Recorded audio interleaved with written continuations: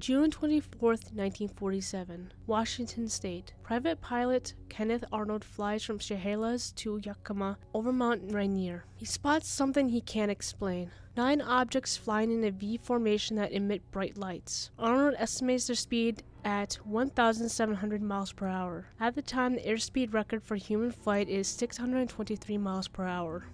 On January 7, 1948, Fort Knox, Kentucky. A UFO was reported by control tower operators. The unidentified craft floats still near in the gold depository for over an hour. 3 Air Force fighters were sent out and approached the object. The planes pursued it for up to 22,000 feet. 2 pilots turned back, but Captain Thomas Mantell continued on. Later that day, the wreckage of Mantell's plane was found strewn across nearby farmland. Unfortunately, Mantell did not survive the crash.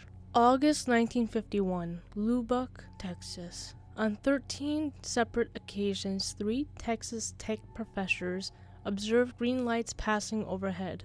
On August 31st, a student captures the objects on camera. Hundreds more sightings are reported all over the world.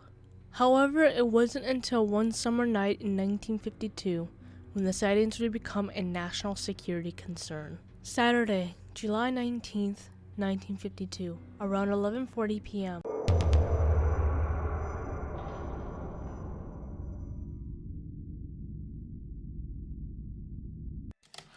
The summer of 1952 had the greatest wave of UFO sightings since the first flying saucers of the late 1940s, and the Air Force was under mounting pressure to produce an explanation. Then, for 2 nights in July, a group of UFOs entered restricted airspace over Washington, D.C., and triggered a media frenzy. The public reaction to the Washington sightings proved that the global fascination with UFOs would not go away, and prompted the Air Force to retreat from its responsibility to answer to the public on this enduring mystery. Project Blue Book, the UFO investigation group of the U.S. Air Force, received reports in record numbers in the summer of 1952. Ominously, an unnamed scientist told Blue Book director, Edward Ruppelt, that he would see the granddaddy of all UFO sightings in a few days, and that it would probably occur in Washington. A few days later, it happened. Around 11:40 on the night of July 19, 1952, a radar operator at Washington National Airport began tracking 8 uncorrelated targets southeast of Andrews Air Force Base, moving 160 to 210 kilometers per hour. Suddenly, 2 of them darted off at tremendous speed, with one being clocked at over 11,000 kilometers per hour. Another operator corroborated the reading from a second radar at the airport. The operators contacted Andrews Air Force Base in Maryland, where it was found that flight controllers there were tracking the same targets on their radar scope. They also saw 3 tailed orange lights from their tower moving erratically. Later in the morning, the tower operators at Andrews saw a huge fiery orange sphere hanging over their radio range station the controllers at National were tracking on radar. The 3 radar stations continued to track 8 to 10 targets over the next 6 hours, though they didn't always track the same objects simultaneously. At one point, however, all 3 radar stations tracked a target north of Washington, discussed it over the intercom, then watched it disappear from all their screens at the exact same time.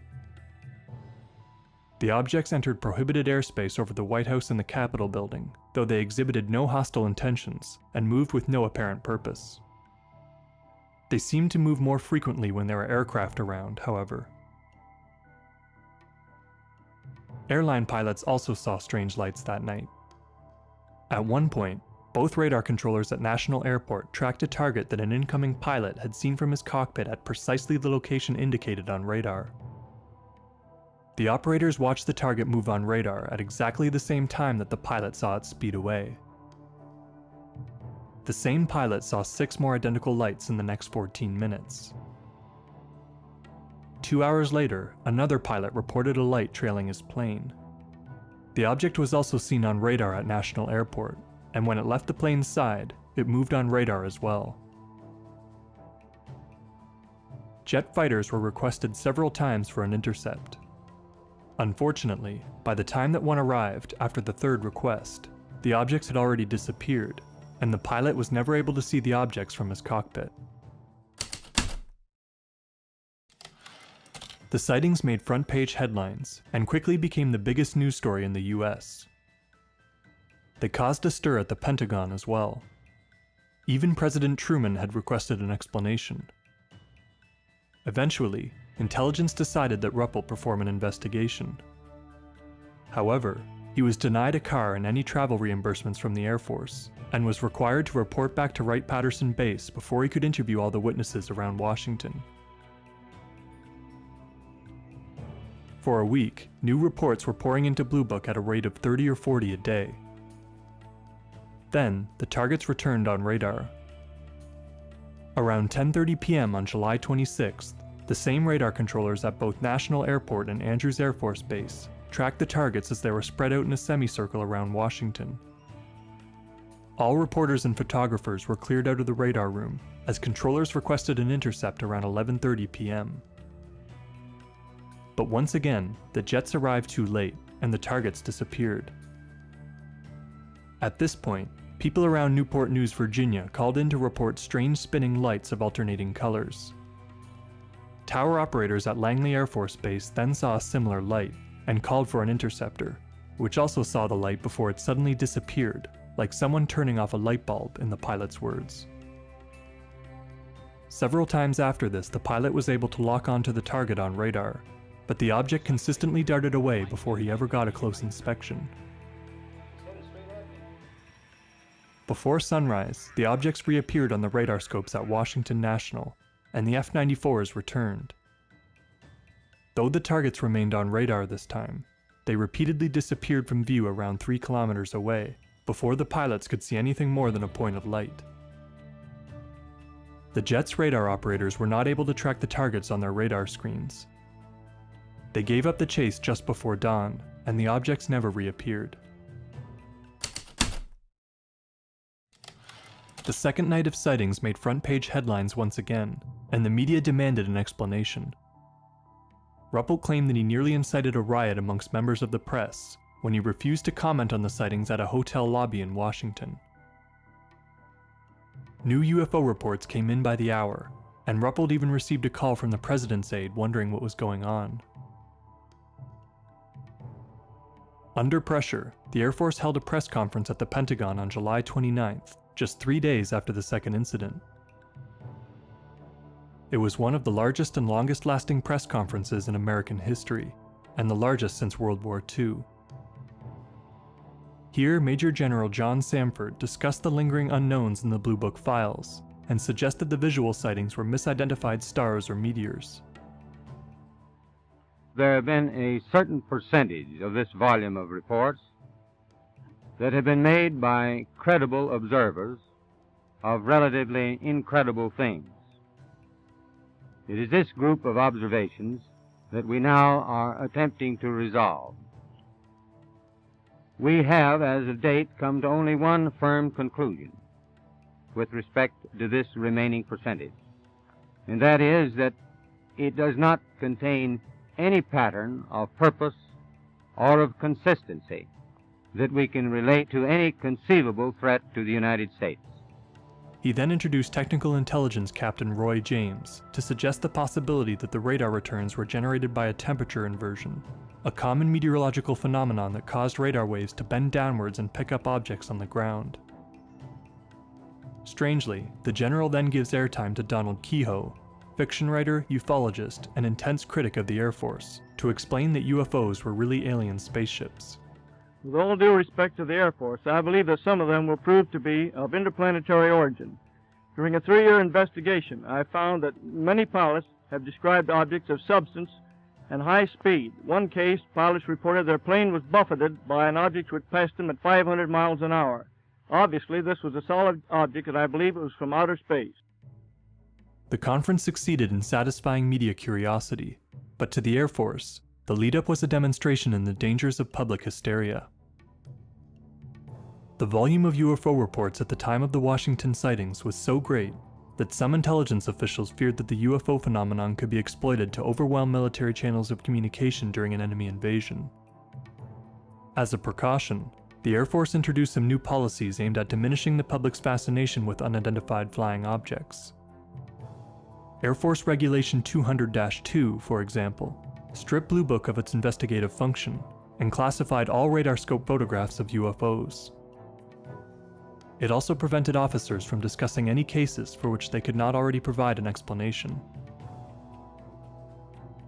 The CIA also did their part to delegitimize the UFO phenomenon by assembling the Robertson Panel, a team of scientists who watched 3 days of presentations and ruled that UFO research was scientifically without merit. The panel delivered a secret report that almost perfectly mirrored the CIA's own objectives on the UFO issue, including the desire to debunk more sightings and reduce public interest through education and entertainment media. I came away from the meeting and from the room with the distinct feeling, however, that the panel had deliberately moved to debunk the whole subject and not to give it the serious scientific attention which it deserved. None of the radar operators agreed with the temperature inversion explanation. Temperature inversions occurred almost every day that summer, but never before or after had they caused these sightings. Weather-related targets are often amorphous and inconsistent, but on the second night, sharp and distinct targets had been tracked continuously for almost 2 hours. Technicians confirmed during the sightings that the radar units were not malfunctioning. The radar operators at both airports all insisted that the targets were caused by radio waves bouncing off solid, probably metallic objects, but none of them were willing to speak out against the official explanation. Ruppelt also had good reason to believe that the tower operators at Andrews had been convinced to drop their story of a fiery orange sphere over the radio range station. One of the F-94 pilots also changed his story after talking to Ruppelt, and wrote in an official report that he'd only seen lights reflected off a layer of haze. Even the Air Force did not seem to believe its own explanation, as the official Blue Book files list the 2 Washington sightings as unknown. At least one pilot was convinced that the radars had been tracking a steamboat on the Potomac River. It's also suspicious that although many of the objects appeared in the areas where the Washington National and Andrews radar scopes overlap, rarely did all 3 stations pick up the same target.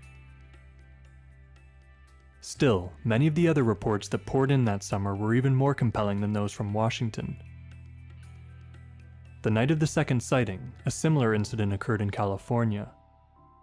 Another F-94 got within visual range of a large, yellowish-orange light that darted away at tremendous speed every time the F-94 got within weapons range. The night of the conference, a target appeared on a radar screen in Michigan, and an F-94 went out to intercept.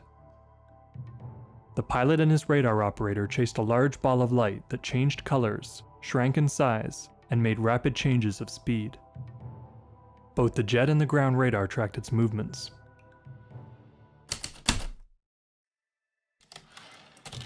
The sightings over Washington, D.C. in 1952 were one of the best early examples of multiple witness sightings that were also correlated with targets on multiple independent radar units.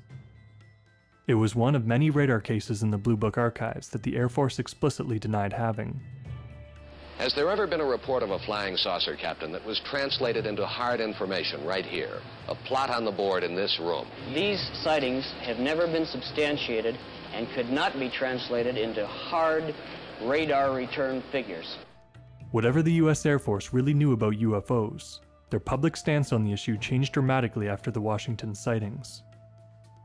Project Blue Book was slowly turned into a public relations front, and the Air Force became more active in their effort to debunk UFOs and to downplay the importance of investigating reports.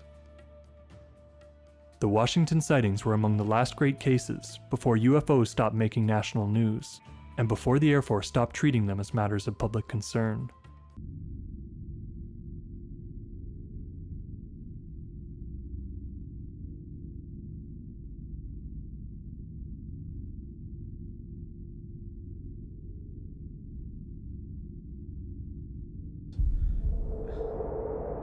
(1952) is one of the biggest years in modern UFO history. In the United States, sightings went through the roof. In July of 1952, we had a very, very heavy concentration of sightings here in Washington, D.C.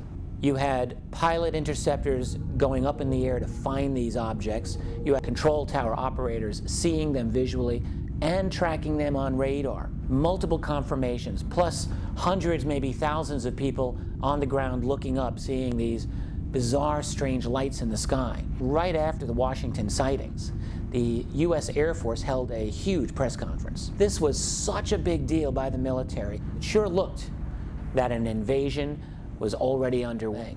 When you get air traffic controllers like Mr. Coughlin describing very clearly what they saw, these are trained observers of the sky. What is one to do except acknowledge that saw what they said they saw?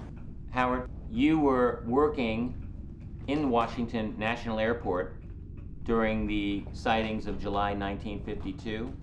We got on duty and everything was normal, and then this Capital Airlines took off to the northwest, piloted by a man by the name of Casey Pierman. All of a sudden, something that's circling his airplane. Pierman wanted to know what it was, and we said it's a UFO. We saw it on radar. People downstairs saw it on radar, and we saw it out the window. We knew right away that it was not an aircraft. I can still visualize that shape as being something that you didn't normally see. It was round and curved on top. We just figured it was a UFO. Hearing Howard talk, to have made that profound an impact on him, it had to be real. That made it real for me. It was a big step for him to say all this on camera. You could tell it left a deep mark in his life. This was the first time, the only time maybe, that Howard Coughlin has the chance to relate his story on video. We're lucky to get it. You what, mate?